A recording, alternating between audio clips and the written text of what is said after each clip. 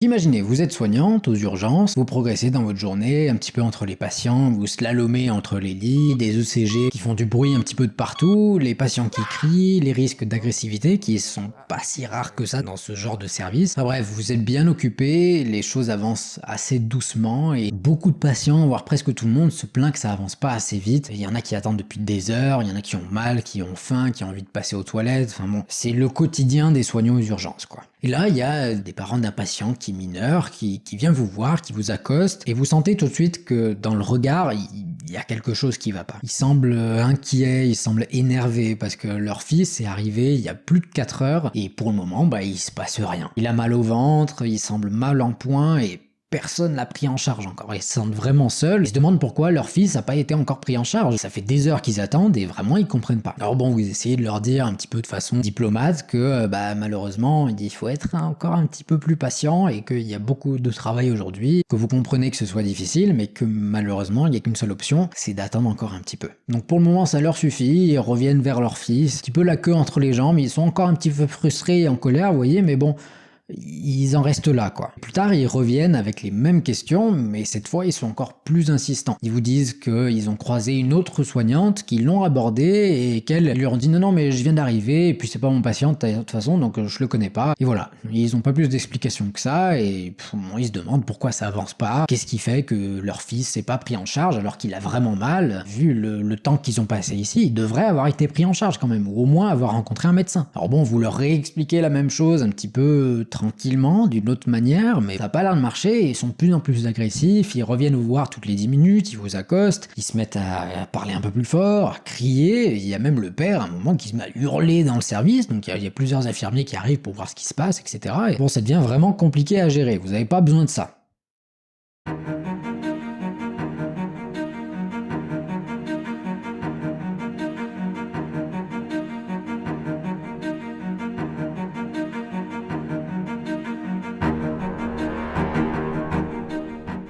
Voilà, dans cette situation-là, les raisons de la colère des patients, elle est très similaire à celle du premier épisode. C'est-à-dire que les émotions sont hyper importantes dans ce contexte. Et pour le coup, les émotions en jeu, là, c'est principalement la peur, la colère, la frustration et plein d'autres choses. Les émotions, c'est un vrai filtre qui, là aussi, filtre toutes les informations. C'est-à-dire qu'elles peuvent être soit interprétées, soit pas comprises, soit pas entendues du tout. Donc là, il y a un gros risque de mauvaise compréhension et de mauvaise communication. Donc le mieux, même si c'est pas évident, c'est essayer de pas tout de suite se mettre sur la défensive en essayant de se trouver des excuses ou expliquer la situation du service, parce que dans un premier temps, il risque pas de vous entendre, et encore moins d'assimiler les informations que vous lui donnez. Malheureusement, ça tombe sur vous, vous avez pas besoin de ça, je comprends, mais c'est pas la peine d'essayer de rentrer en conflit, c'est pas la peine d'essayer de les dissuader de vous aborder comme ça, parce que y a tellement d'émotions qui rentrent en jeu que si en plus vous les refoulez, vous les écoutez pas, c'est encore pire. Par contre, attention, je vous demande pas non plus de tout accepter, de vous laisser marcher dessus non plus. Il y a quand même un minimum de respect à avoir, hein, faut pas déconner. Je comprends que ce soit pas évident, qu'il y ait des émotions là-dedans, qu'il y ait beaucoup de choses, qu'on soit inquiet pour son fils. Enfin quand même, si vous voyez que quelqu'un est trop agressif ou trop irrespectueux, n'hésitez pas vraiment à mettre de la distance en expliquant clairement que c'est un comportement qui est pas adapté. On se concentre souvent sur le bien-être des patients, mais rarement sur celui des soignants. Et parfois, donc, faut savoir mettre des limites quand même. Donc là, essayez d'expliquer calmement que c'est un comportement qui est inapproprié, tout simplement, qui est intolérable dans ce contexte, même si vous comprenez que c'est pas forcément facile. Si jamais ça devait venir à se transformer en de la violence, la priorité principale, c'est de vous protéger. Donc partez. Essayez pas de rentrer en conflit physique ou même d'éviter les coups ou quoi que ce soit.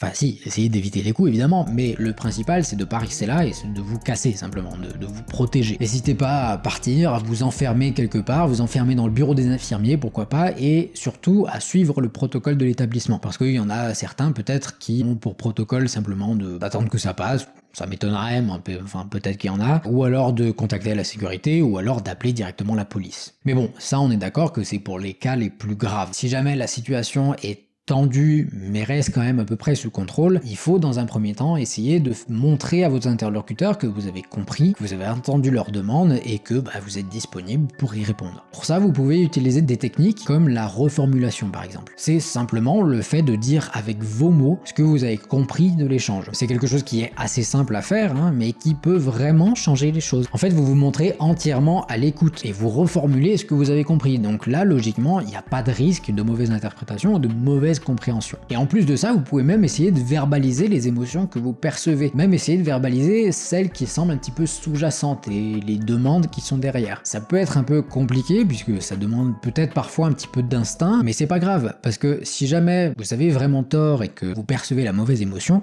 simplement il vous le dira. Mais par contre, si vous tombez juste, là c'est parfait parce que vous mettez pile le doigt là où ça fait mal entre guillemets. Donc vous répondez finalement précisément à la demande du patient. Mais tout ça, c'est en admettant évidemment que la personne, le patient ou votre interlocuteur simplement soit ouvert à la discussion. Et si c'est pas le cas, le mieux c'est d'y mettre un terme. Quelques minutes, peut-être que vous pourrez y revenir plus tard, mais le mieux c'est d'y mettre un terme parce que dans tous les cas, il est bloqué, il vous entendra pas et là, il est pas prêt à faire le premier pas, à aller plus loin, à progresser. Donc là, jusque-là, on a vu que c'était une situation qui était quand même assez similaire avec la première, donc le premier épisode, qui devrait s'afficher là quelque part d'ailleurs. Mais la principale différence qu'il y a avec elle, c'est que dans cette situation précise, vous pouvez pas proposer de solution particulière ou de solution concrète. Parce que là, vous êtes aux urgences et que malheureusement, il y a beaucoup de facteurs qui rentrent en ligne de compte. Des facteurs que vous maîtrisez pas et donc il n'y a pas grand chose à proposer, mis à part peut-être d'aller prendre un café, d'aller se balader un peu, de manger un bout, enfin voilà. Essayez peut-être de détourner un peu l'attention.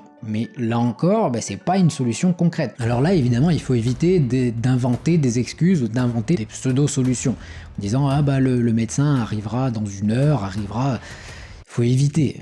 Évidemment, ça tombe un petit peu sous le sens, mais justement, si ça se produit pas, si le médecin ne vient pas dans 1 heure, là, non seulement vous avez perdu la confiance du patient, mais en plus, vous risquez d'aggraver les choses et de les rendre encore plus en colère. Le mieux, ce serait de montrer finalement que vous faites votre possible, que vous vous investissez et que vous recherchez vraiment des solutions pour améliorer les choses. Mais surtout, dans tous les cas, évitez de vous justifier. Même si on vous prend comme ça à partie, vous venez d'arriver, vous savez pas ce qui se passe, vous venez d'atterrir, vous avez votre café à la main, ne dites surtout pas, je sais pas, je viens d'arriver. Vous donnez l'impression que vous en avez rien à faire et ça c'est la dernière chose qu'il faut montrer, en particulier pour des gens qui sont en détresse. C'est ok de dire que vous savez pas, mais à ce moment-là, expliquez que vous allez vous renseigner, que vous allez chercher les informations, parce qu'à ce moment-là, vous leur proposez une solution de cette manière-là. Vos interlocuteurs, ils sont tendus, ils sont stressés, etc. Donc ils veulent quelque chose de concret. Et même si c'est pas une solution énorme, le fait de lui dire je vais chercher une réponse, ça détourne un petit peu l'attention parce que ça reste une solution, même si elle est petite, ça reste quand même quelque chose sur lequel ils peuvent se raccrocher. En fait, le but, c'est d'essayer de ne pas rester sur une fin négative et de toujours proposer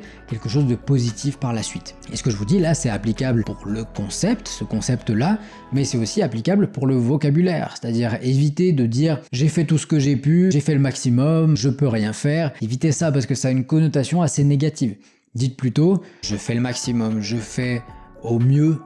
Je fais tout ce que je peux. Vraiment donner l'impression que vous allez faire encore plus d'actions. Même si concrètement vous ne pouvez pas en faire plus, donnez l'impression, histoire que vous donniez une petite once d'espoir finalement aux patients.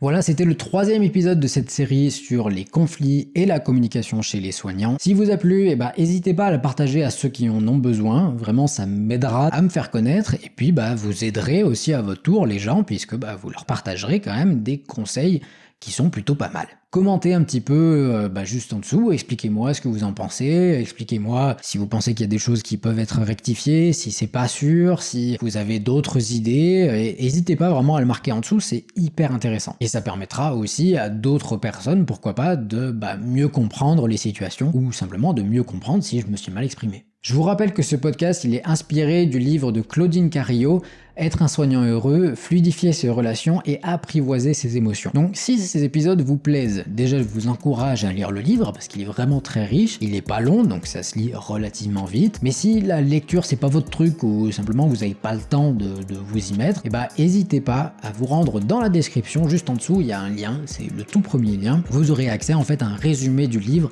par concept, donc pas par page, pas par chapitre, mais bien par concept. J'ai fait tout le travail de tri finalement des informations et je les ai regroupées en 3 podcasts différents de 25 minutes auxquels seulement vous aurez accès. C'est des épisodes secrets qui sont vraiment que pour vous et dans lesquels j'ai réuni les principales informations. Donc n'hésitez pas à aller voir, je suis persuadé que ça pourra vous aider. Pour y accéder, c'est simple, il suffit de vous rendre juste en dessous dans la description et de cliquer sur le premier lien que vous allez voir, ou simplement si jamais il marchait pas, si jamais il y avait un souci, rendez-vous sur la page soignantheureux.fr/communication. Merci d'être resté jusqu'au bout, j'espère que ça vous aura plu et je vous dis à la semaine prochaine pour le 4e et dernier épisode.